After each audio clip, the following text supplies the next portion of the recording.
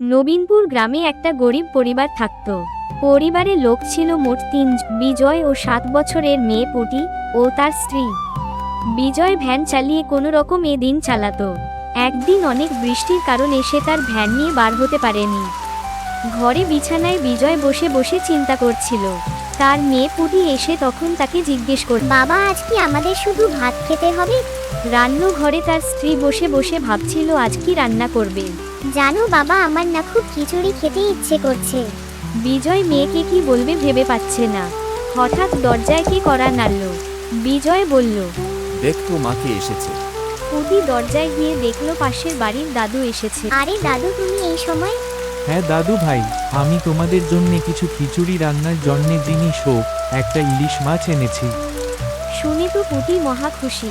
সে দাদুকে ঘরে বসতে দিয়ে মায়ের কাছে জিনিসগুলো দিয়ে আসে। তারপর দাদু, পুটির বাবা ও পুটি মিলে গল্প করতে লাগলো। অন্যদিকে পুটির মায়ের খিচুড়ি রান্নাও প্রায় হয়ে গেল। এরপর তারা সবাই মিলে খিচুড়ি খেতে বসলো। পুটিকে মন ভরে খিচুড়ি খেতে দেখে তার বাবার চোখে জল চলে এলো। তিনি মনে মনে উপরওয়ালাকে ধন্যবাদ জানালো। এভাবেই এক সুন্দর বৃষ্টির দিন কাটলো এক গরিব পরিবারে।